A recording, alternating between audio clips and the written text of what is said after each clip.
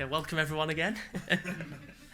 So my talk today is all about observability and the name Observability 101. So a bit about me before we start. I've been at Equal Experts for about a year and a half now, just over. I'm a member of the Evolve program. Day to day, I'm a DevOps sort of platform engineer, and I support Burnley FC. Just mentioned it then, so I just wanted to tell you that about me because I'm quite proud to support Burnley. I was born there as well, so proud to support my local team.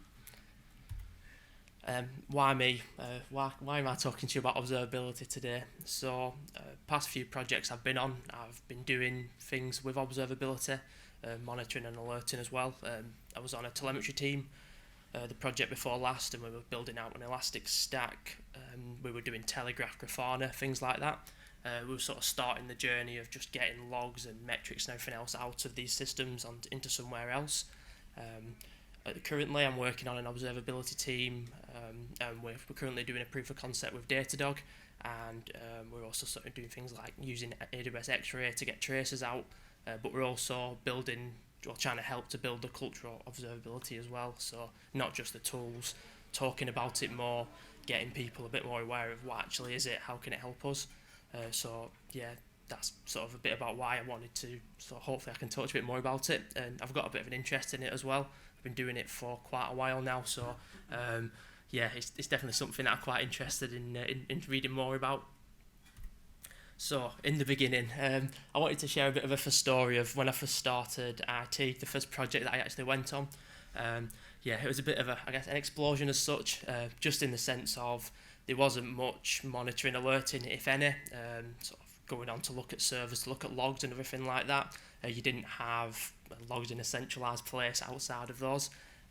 Not really any monitoring and alerting, so it was a bit reactive in the way that you was trying to fix problems or to work out what's going on. That was just a bit about the start, and hopefully maybe someone else here, I think I probably see a few people who actually worked with there, it was very reactive at the start, so maybe other people might know a bit of had those experiences. Then enter observability. So, what is observability? There's a lot of different quotes, a lot of people talk about it in different ways, but one thing that I thought was quite useful is looking at it is understanding the internal state of a system based on its external outputs. So what does that mean? Looking at your internal states of your system, what's going on, kind of work out, is there something that might happen in a bit because I've got these metrics coming through, and all looking at those based on external outputs as well. So you're not going onto the servers, you're not doing this and that, you're actually going to a separate back-end system where everything's shipped to, and it's giving those external outputs to there. So another interesting way to look at observability, so Charity Majors, she does a lot of work in the observability space, and she said observability, as I define it, is like taking off the blindfold and turning on the light before having a go at a pinata, and I thought that was a quite good way to explain it. So you're going into a room, you're taking your blindfold off and you're turning the lights on before you actually give it a go to try and hit it. So you're not in the dark there, you're actually going in and you can see things, you can see what's going on. So I thought that was quite a nice way to look at it, sort of not being left in the dark. Excuse the pun. So why now? So system architecture is a lot more complex than it used to be.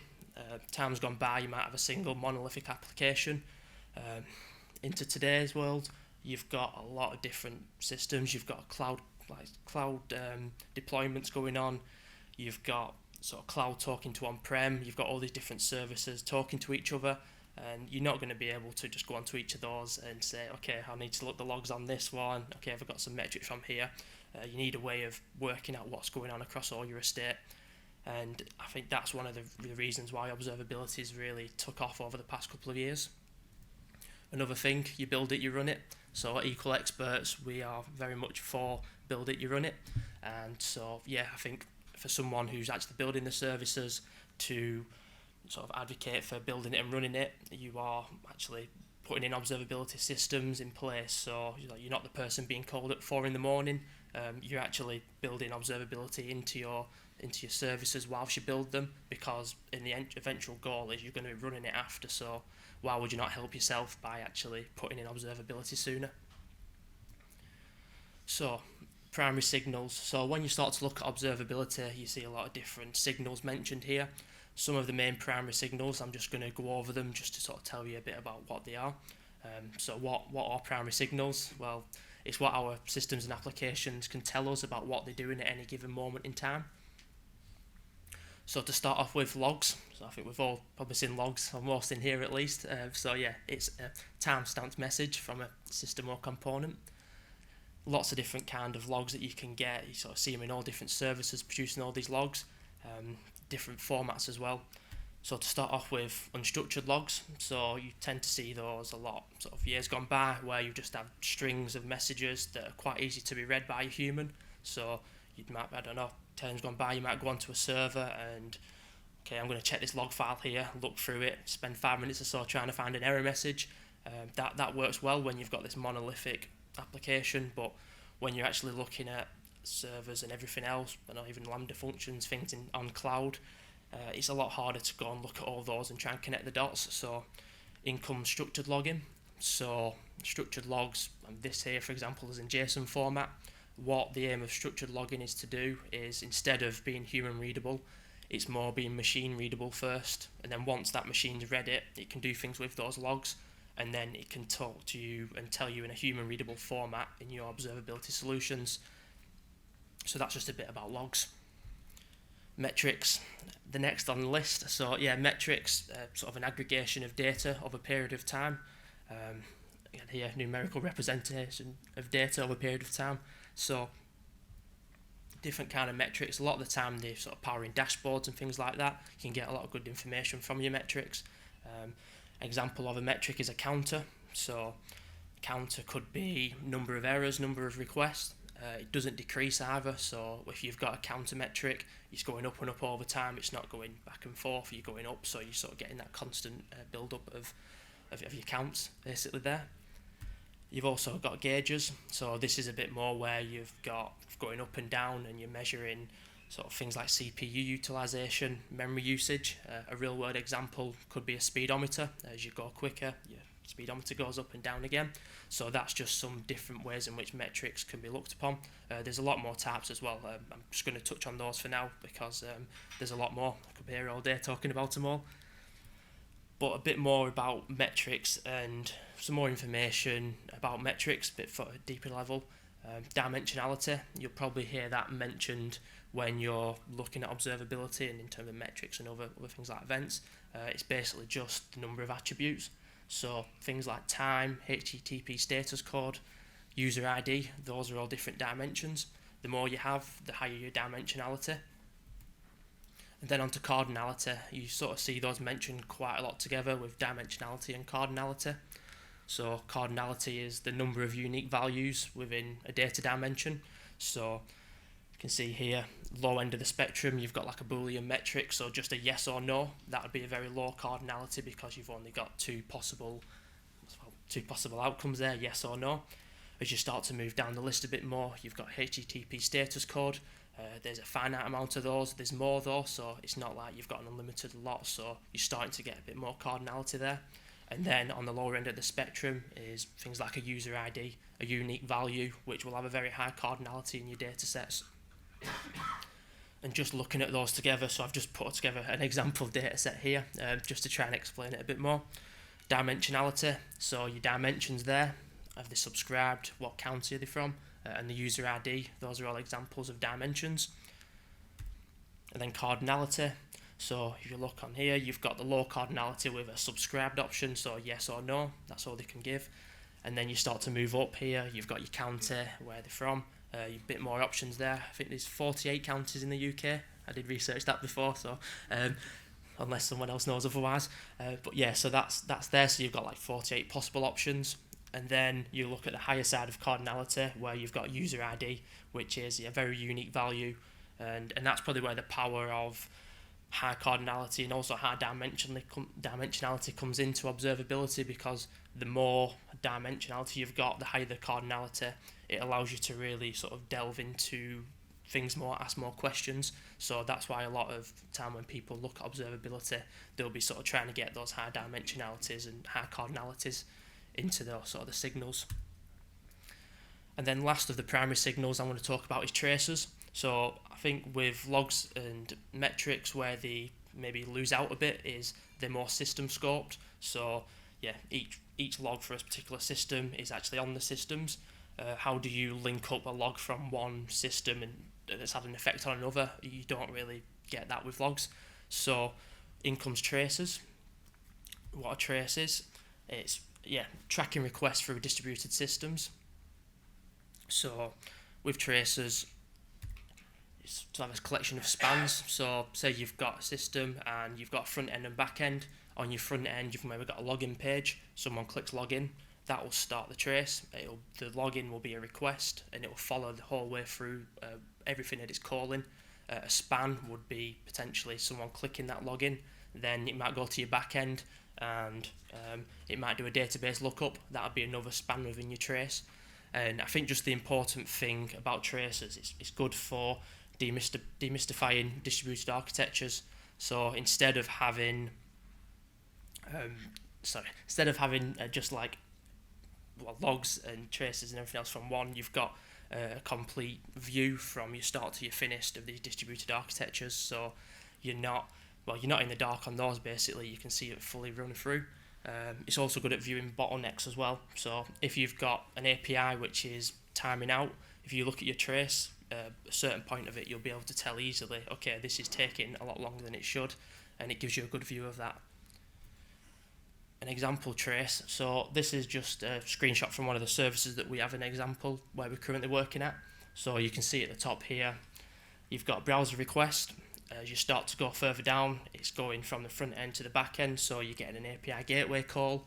Then you're starting to do, okay, I'm calling a Lambda function here and I'm getting a cold start. So that might be something to say, oh, why am I getting a cold start here? Do I need to do anything here, like warm it up first maybe? Because it could add delays into your application.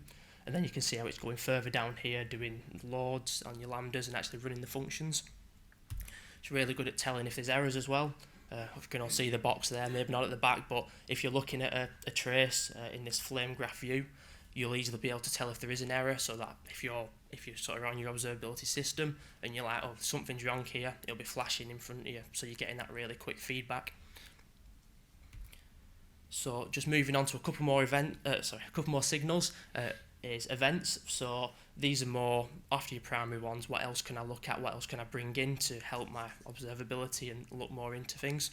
So events are just like a specific discrete happening within a system. Things like code deployments, alerts, and configuration changes. So something else to look at, I think, in an event is if maybe someone merges something into the main branch and you've got a pipeline which is then deploying it. You're looking at an event as, okay, this is a merge, something's actually gone wrong here with this, and maybe it's gone through all its tests and it's not been seen. You can see this event and then you can start to correlate that with, okay, I've got this event here, I've got these errors which are starting to happen, let me check my traces, is there anything in there? So events are really good at sort of just giving you like a record of changes to try and link them up. And then onto profiling. So this is all about looking at your lower level code. So as code runs, you'll be doing profiling on it. You sort of looking, okay, have I got CPU usages, what's going on at this certain time? So yeah, memory, file input output. When you're actually running these profilers, they're deep diving into your code and you're running line by line. Okay, I might have a bottleneck here. So profiling is all about going deeper into your code and then getting those values from there. So yeah, this is sort of a bit of a summary of the different signals that you might start to see when you're looking at observability. It's not them all, there is more, and there's probably going to be more and more coming on in times to come. But yeah, just thought I'd tell you a bit about those first. Which leads me on nicely to a little story I want to tell you. Yeah, I'm going to be a dad in 5.5 weeks. Yeah.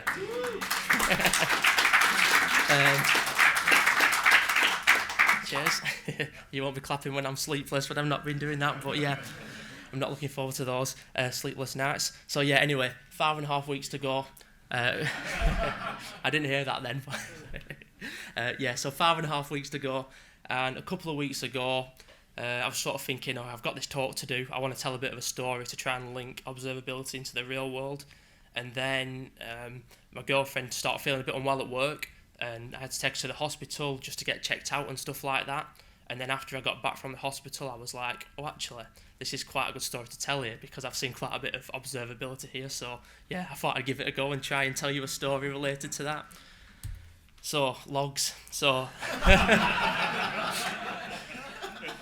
yeah, records of what happened. So we sat down and the doctor was asking my girlfriend, okay, what's gone on? Are you okay? What's happened? And then she started off, okay, well, at this time I started to feel a bit sick at work.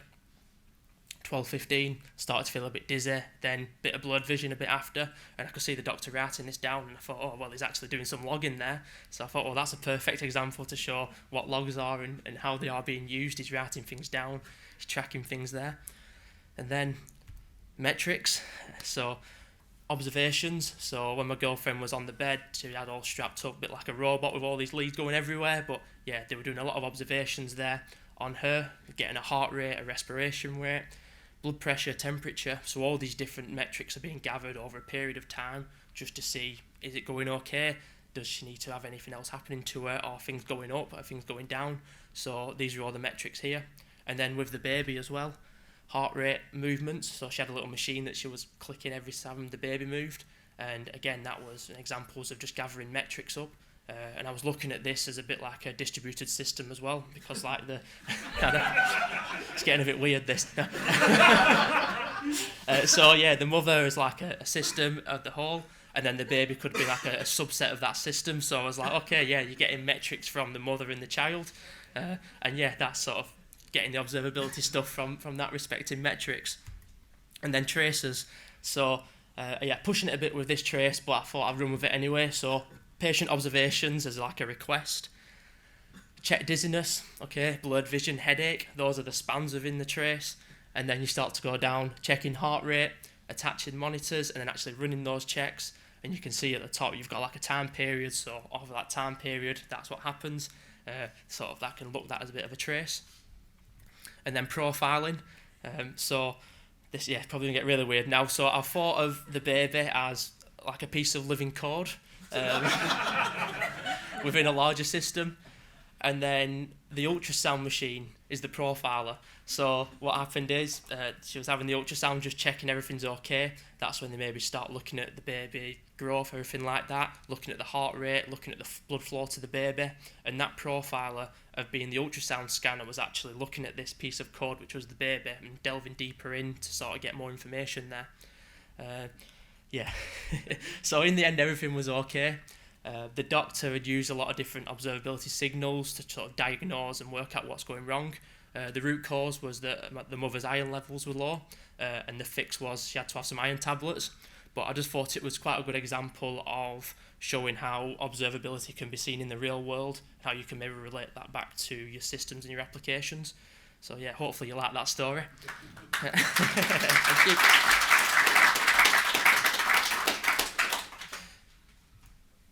So front-end observability. So not the back-end anymore. Why should the back-end engineers have all the fun? So looking at the front end, so you think of front ends, you've got browsers, which are a very good example of like a high cardinality, high dimensionality sort of gathering of data. You've got all this different information coming from browsers, so why would you not make more use of it? There's a lot of useful information on browsers and just the front ends in general. So RUM. I know a few of you are thinking, it's not that RUM, you can save that till later. It's this kind of RUM, which is real user monitoring. So basically it is monitoring real users. So you've got an application with a front end and, okay, I'm going to monitor these users or a subset of these users, depending on how many you want to monitor. And you're sort of looking at their actions, what are they doing here, how's their experience going on, are they on a page where it's taking ages to load, are they moving about a lot? Also things like journey tracking, when they get onto this page, what are they doing? Are they clicking a certain area all the time? Are you trying to get traffic to another part of your website but no one's actually clicking it? You'll be able to monitor all that with your real user monitoring. Things like device compatibility as well. So what device am I using? Have I got a laptop? Have I got a phone? You can actually test what is happening in your application on all these different devices and seeing what these users are using and how their experiences can change.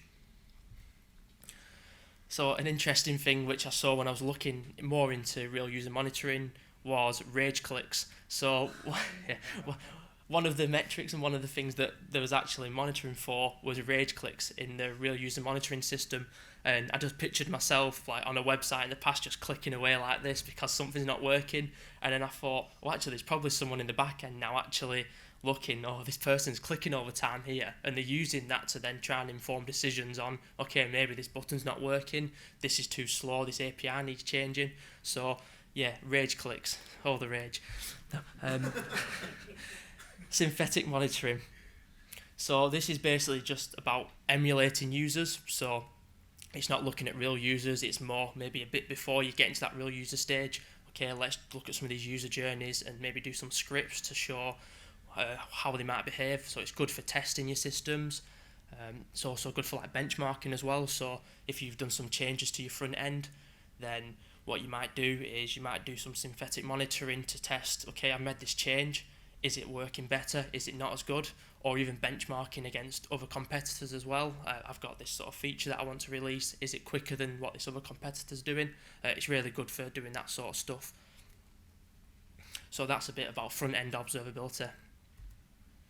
So monitoring versus observability. So you see a lot people mention what is monitoring, what's observability, are they the same, are they not? I thought this was a great quote, so I thought I'd just share it with you. Monitoring tells you whether a system is working. Observability lets you ask why it isn't working. And I just thought that was a really good thing to sum it up. And I also thought that like when I look at observability and monitoring, I feel that they're the one. You might start with your monitoring and then build upon that and then have more of an observability solution, but I think that they go hand in hand. I don't think they're opposites. So I think that, yeah, I thought it was a really good quote, so I just wanted to share that with you all. And then on to application performance monitoring, which sort of bridges the gap a little bit between monitoring and observability.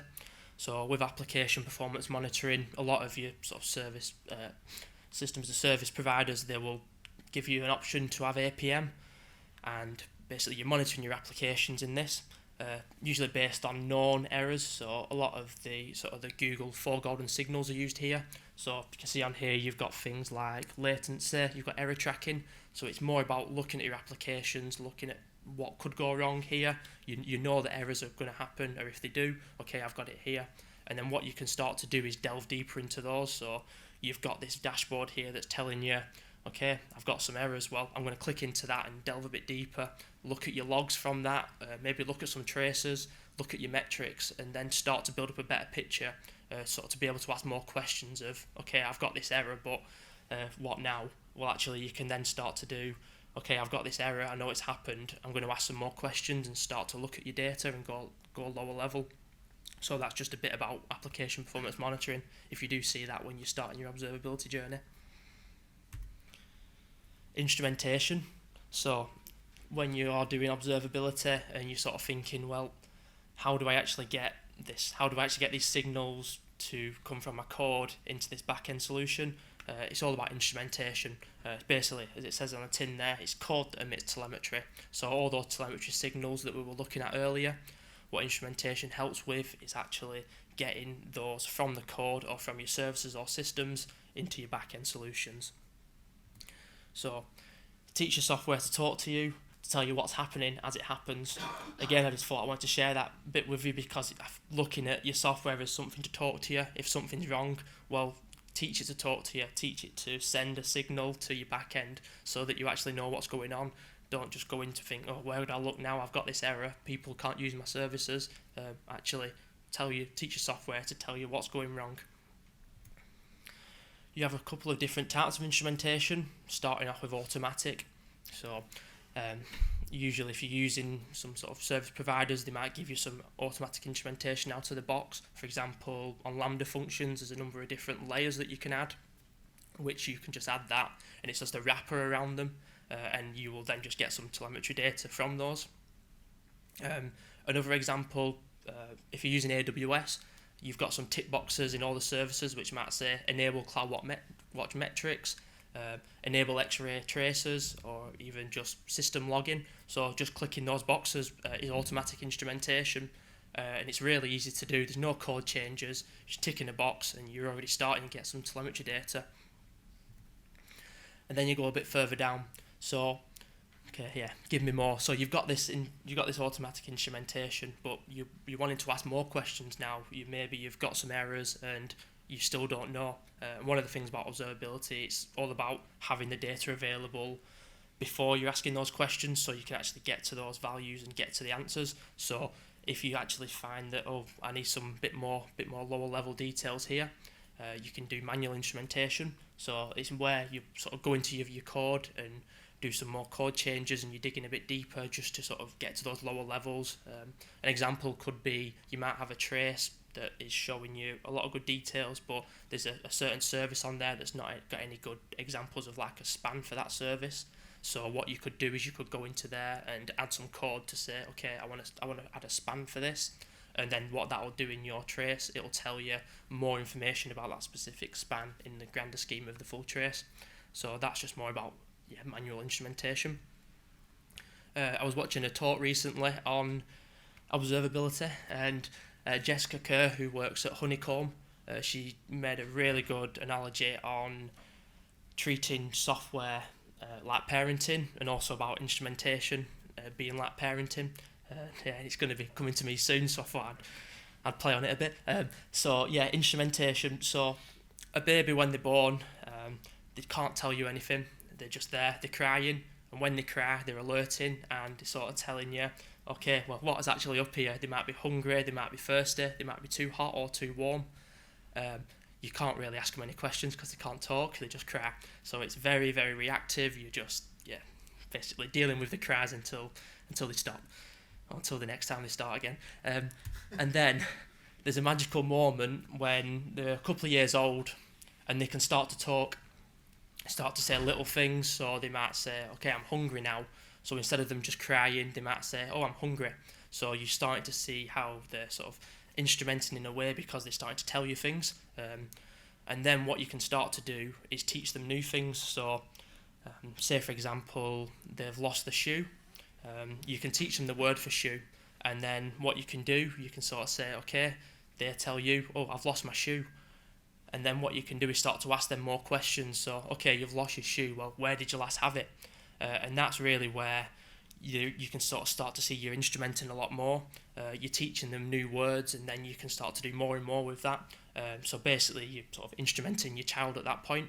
And I just thought it was a good way to look at it, because you're going from alerting on this side, and it's very reactive, and then you're going over to the other side where you can actually teach them things, and then they can then tell you more things, and you can interrogate them more and ask more questions. So I thought that was quite a good example there. So open telemetry. So you might have seen it before. If not, it's very big in the observability space. It's open source. Basically, it helps gather your telemetry data from your systems, your services, from your code, into a back-end solution, or any back-end solution really that supports it. It does this by providing tools, APIs, SDKs. It's got a really good user base, really good documentation as well.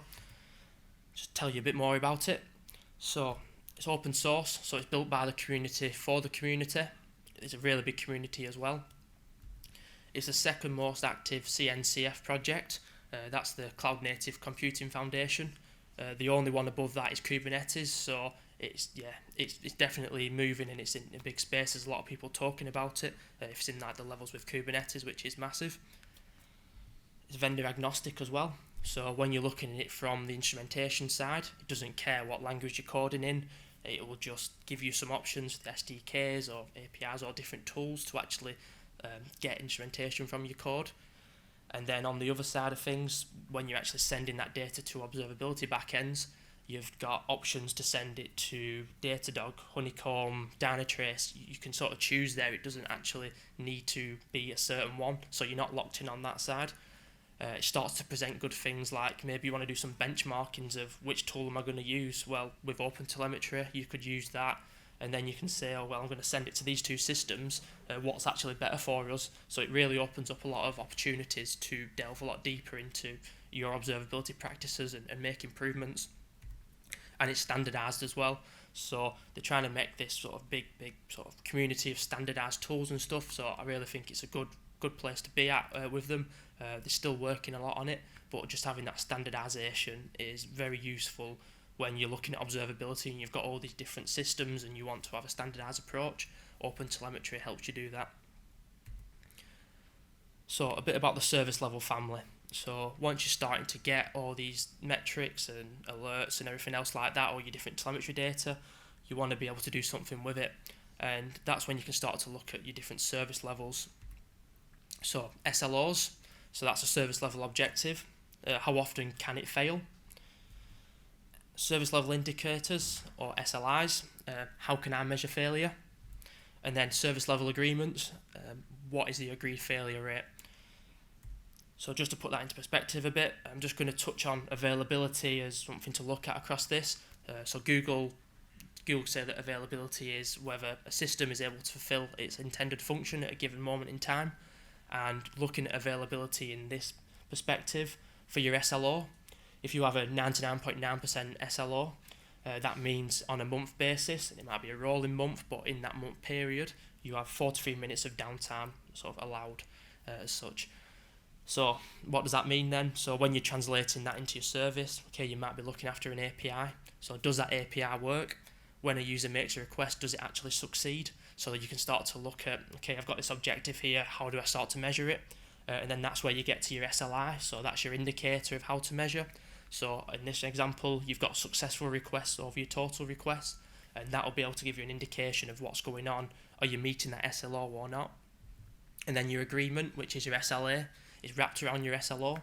So you might have an agreement with your customers, maybe to say, okay, if this is down for, 50 minutes, you get a refund. So what you're doing with your SLA is an agreement that you're trying to work towards with your clients, with your customers, so that you're sort of held accountable if you're not meeting these. I'm going to touch a bit on error budgets as well. So it's a whole new talk, error budgets, so I'm not actually going to do too much, but basically just to mention, if you see error budgets, you've got an SLO of 99.9%, that 0.1% left, that's your error budget, and you can burn that down over a course of a period of time. Once you hit that once you've used your error budget, you pass your SLO. That's just a bit on error budgets as well, just to mention that. So, building the culture of observability. So, thinking about this, how can you start on the journey and how do you actually build the culture? I think shifting left is very important. So, not being an afterthought. I've been in places before where you've got to the end, it's like, we've actually not got any monitoring and alerting on this. Instead of that, actually put it back from the start. So shifting left basically, so you've not got delays in going live because you've already got that observability in place, and there's definitely benefits to your developers as well. If they've got an observability solution, when they're actually developing, they're writing code, they're pushing it up to the Git repos and stuff and doing tests. If they can then go into an observability backend and see, okay, well, I know that this is not working because it's all red, instead of them just guessing until it goes to production and looking. I think it's a lot more useful. Writing things down. On our current project now, we're quite keen on good documentation and keeping things up to date as well. So I think that's been very useful to write things down. It helps me remember things. Also, you can send it to your customers and be like, okay, come and have a look at this page here, it'll tell you what's going on. So I think, writing things down, very important. And show and tells as well, actually showing people what's happening, showing people what you're doing. You might be able to get people to gauge an interest in what's going on with observability and what you're doing to try and get more help. So just sharing the information and just trying to get that more wider in your project or wherever you are, you're working on it. Starting the journey. So just a couple of parts of, okay, what next? I want to actually start looking at observability. What can I do? Assess what you've currently got. So what do we currently have here? Do we have a team who are doing some basic monitoring and alerting? Have we got a team over here who are actually starting to do observability and gathering all these different signals and putting them into a backend somewhere and interrogating that data? Starting small, not boiling the ocean, so just start small. So maybe just have like a steel thread of one project and you're just getting something from that. You're not going to everyone all at once, just prove some value on one small team and then start moving your way onto other teams and sort of growing it out that way. And then keeping things simple. So can you make use of existing services? I mentioned earlier about ticking a box in AWS to gather metrics, traces, logs. Why don't you just start doing that? If you have got any cloud providers, they all offer similar things, so just tick in the box to say gather some of this automatic telemetry, and then have a play around with it in AWS, for example, CloudWatch or GCP, Azure. Have a play around in their offerings and just see, can I start to get some benefits from that? And then what's next for observability? So standardized observability platforms. So I was watching another talk recently, and Leslie Cadero mentioned about these observability platforms, and she presented it in this way, which is it's like a pyramid. You've got your patterns on your top, your support, and then your observability stack. And what she was talking about here, your patterns. So in your platform, you've got to define your patterns. So things like telemetry signals, interfaces between your different services in regards to observability. Things like propagation, so context propagation. So if you're doing a trace, you need to have a context from this first request right the way through to your end request so that you can track it. So how do I actually go about doing that? Do you add a trace ID onto everything that you do? Is there some request ID that you can use? So just actually getting those patterns in place to be able to start on that. And then you've got the support side of things. So actually supporting teams, helping them out, offering help. Embedding observability in your culture as well. I think that'll definitely help supporting teams because you're talking about it more. People are aware of it. They're starting doing it from the left-hand side, not right at the end.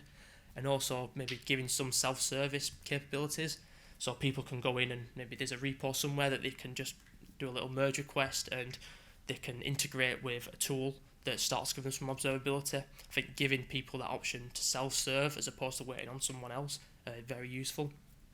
And then finally, just your observability stack as well, deciding what it is. Are you going to use open telemetry? Are you going to use a third-party vendor? Just looking at all that and building up that stack. Next on the list, observability-driven development. So it's probably another one of the DDs like TDD and the rest, but observability-driven development. So that's all about when you're developing code, being mindful that you need to put observability into it. So instrumenting code right from the start.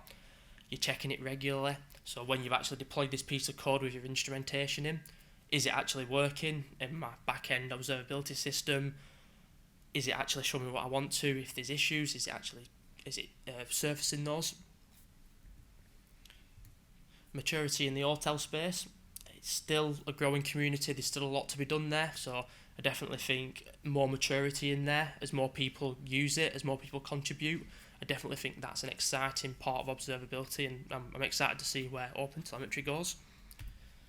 And then software as a service providers advancing.